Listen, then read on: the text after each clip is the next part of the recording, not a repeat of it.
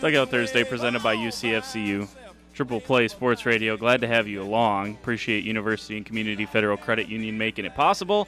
And Tom Dorado trying to figure out some way he can have his names shining in the bright lights. But he's starting to reach now. I mean, he is reaching. So that's the way it goes. Speaking of Tom Dorado, speaking of having their names in the bright lights, every pitcher that has ever picked up a baseball has wanted to end up on the list of the top 10 pitchers of all time for Tom Dorado. And it's tough to get on this list. This is not for Eli Manning and Noah Syndergaard.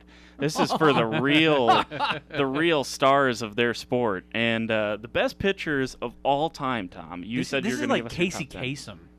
That we're getting a real live Casey Kasem right here. What did he say? Reach for the stars, keep your feet on the ground. Whatever the heck. Yeah. He said. Whatever he said. All right. No, I'm not giving it to you in order. No, I'm not giving it to you in order. Yes, we demanded it yesterday. It has to be in order. I've got a list here. You can put them in the order, but I'm not. This is not necessarily the order. We got to run a disclaimer. This is not necessarily the opinion. Then this isn't a top 10. This is just a list. Satchel Paige, without a doubt. Right. We'll just slot him in at number one. Yeah, why don't you? I would think so. Yes. Yeah. The GOAT. I can't separate these next three or four, but I'm going to give them to you in the order that they come to me. I thought Bob Gibson was as good a pitcher as I've ever seen, ever, at any time. And we know how much that pains him to it put does, but I give the guy tremendous put a Cardinal at credit. number 2 on his list. Good. Oh, I'm giving you. That's the second I'm name. writing them down in the order you give them to me. Don Drysdale was another one from the Dodgers. Sandy Koufax, another one. Juan Marichal with the Giants. Now, I'm going back a number of years, and I think if you wanted to be fair and look at today's arms, I mean, Scherzer would have to be on the list somewhere, I think. He's in the top 10 all-time, you think? I would think. Kershaw would have to be on the list somewhere of the recent vintage people. I'm trying to think of some of the guys that I saw. They might not jump out at you. How many is that? 3 left? You've got 3 left. 3 spaces left.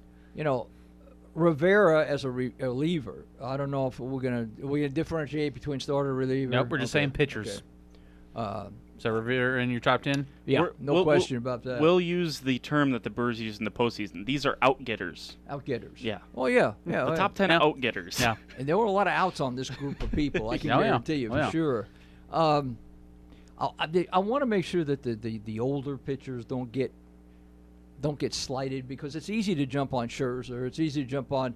I would think, in my mind, Maddox has to be on there because Maddox was as good as anybody whenever he pitched. He had a strike zone that was larger than the state. You have 1 remaining for your top 10. Oh my goodness! I got to. Oh, I'm already. Just 1. Oh man, I got a list of 10 that I'm going to slam you on. Yeah. Well, I'm sure you will. The great thing about opinions, Tom, is they're all wrong, especially yours. Yeah, well, but somebody's got to throw out the pace car, and now you can shoot down all the ideas. There you go. But certainly, of recent vintage, okay, and that's what we're talking about here. I don't know if there's anybody. I would like to put when he was on. You're talking about the guy down south of the Rangers. Let's kind of put that on the side because we're going to have to make a decision. If I only have one left. Okay, yeah. Okay. I think the Ryan Express would be on there. Yeah. I think. Okay. So who you're debating between Nolan Ryan and? There were a couple of Baltimore pitchers back when they came in, but they didn't have the dramatics and the overall power that Orion did. Right. So put him on there. All right. Okay. No John Smoltz? No Tom Seaver? Seaver, I mean, when you're trying to get 10, Seaver was the other guy that I said put over on the side. Okay. But I mean, Nolan Ryan is Nolan Ryan. I mean, Right. Seaver was I great. would have Nolan Ryan on So there. if I had to replace somebody, which I can, I guess, since I haven't published the list yet, I would take Marichal out and put Seaver in. Okay. And feel okay about it, although Marichal was pretty good. Right now, the cement is setting, Tom. When we go off the air at 4:56, that is when the cement sets on this top 10. So you get to amend it a little bit. See, I was kind of surprised you throw Clayton Kershaw and Max Scherzer on there. I respect them. I do. I just that's shock. It shocked me a little bit. I'll Well, say that. Kershaw, I think, might shock you only because of the obvious. He can't beat the Cardinals in postseason. I can't beat anyone in the postseason. And so, Exactly. and you're measured by how well you do in the postseason. I mean, obviously. Maddox, I mean, how many times did he take the Braves to where they went? Yeah. They won like 28 division titles or whatever in a row. Well, then he had the uniqueness of he wasn't a power pitcher, which we see all the time now. He was I don't want to say finesse. He was kind of a finesse guy. Right, yeah. I mean, but he could spot those pitches and But he was as consistent as you could possibly ever get. Right. Ryan, I don't see I could ever argue with a Nolan Ryan. No, Yeah. I would put Ryan on. Ryan would be one of the easily. first few. And I Seaver was as I'd put dominating on. a pitcher when he was going as any pitcher ever come down the pike, and he did it with several teams, mostly the Mets. Now going back, Satchel Paige, it'd be again going to millennials. Who's he talking about? Satchel Paige. Only a guy that threw like 6.5 out of 7 days a week. Yeah. And at Gibson, he can't argue with. And Drysdale was right there in my mind with Koufax and Drysdale. They were kind of in that same boat. I give a for both of you that I'd be interested if you think should slot into the top 10 for Tom. Randy Johnson. See, I was gonna give Tom crap about that. None of these pitchers have killed a bird, and Randy Johnson has. So Randy Johnson, of course, had the flair for the dramatics. He threw it 180 miles an hour. Yeah. Didn't know where it was going most of the time. Neither did the batters, so he got a lot of strikeouts. Before strikeouts became vogue, like they are now. And it wouldn't be totally off the chart if you did slot him in there. But in my mind, he's not as good as the 10 I gave you. my argument for Randy Johnson, and I don't necessarily know if I'd have him in mind, but my argument for him would be a lot of these guys have kind of had a lasting impact. I think Randy Johnson almost changed the MLB. Oh, yeah. Because there were when Randy Johnson was big. I mean, that's why kids started shredding their arms out when they were 16 years old, because they were trying to reach back and fire at 180 miles an hour, like you were saying, Tom. I mean, But in the grand scheme of things, though, I like to go with the longevity factor. no doubt. And I don't know that Yeah. Randy Johnson had the longevity factor that the guys I just gave you on. Like I said, I wouldn't have him on there, but if I was making an argument, that's what I would say. From the TPT line, the direct line, Dad sent me 3, but one of them's your number 1, Satchel Paige. But 2, that interesting debate: Cy Young and Steve Carlton. Cy Young, I mean, obviously, in that era, quote unquote. Christy Matheson, your dad would probably know that. I mean, we could have gone with those 3 because they were dominant in their own era. Right. But, and this is hard to say, I just think what I saw from Satchel Paige, and I didn't see him pitch live, but in the pictures that I saw and the old black and whites that we watched, I think he would have been effective in any era. I mean, he just had everything going. Cy Young, how could you, they have a damn award name for him. Christy Matheson was another one who was dominant in that day and age. I mean, could they be on the list? Sure.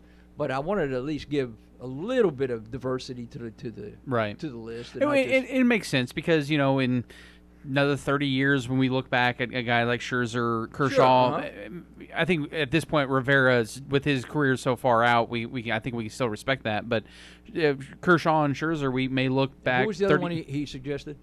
Carlton, Steve Carlton. Yeah, Carlton. Can't argue with that. I mean, he was a dominant left-hander. He got guys out, and he did it his way.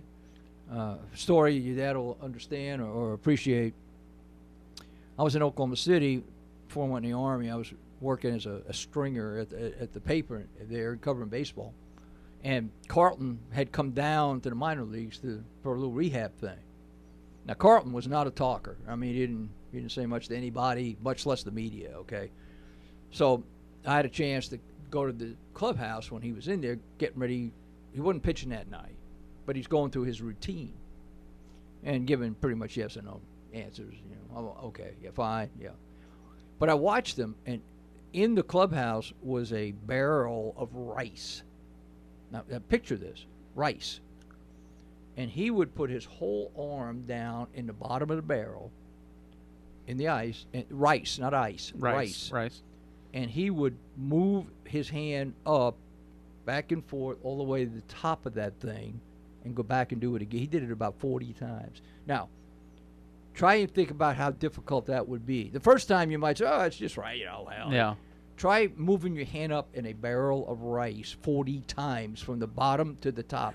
But his arms were, in the day, much more advanced. Now, everybody you see on the mound now has got the guns, and they're probably pressing this and that. But Carlton was one, and your dad remember this. Carlton was a physical specimen.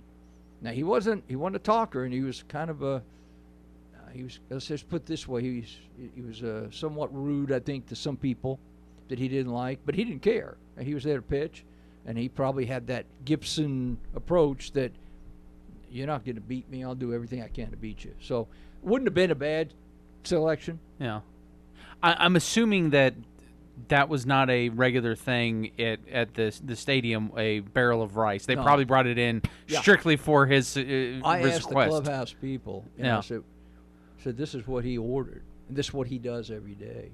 Wow. And again, it doesn't sound like much. Well, if you had a barrel of rice, well, hell, it's just rice. Back then, that was like, some of the equipment we see now but try so doing advanced it for that. 40 times with this pitching arm. Yeah. And that's why his arm and his hands were so big. And was this before or after he pitched? I don't think he pitched that night. So okay. It must have been an off night. Okay. Or something like that. Yeah. Wow. How about that? It was either through the rice or No, I'm just kidding. I don't know what they did with the rice after he left.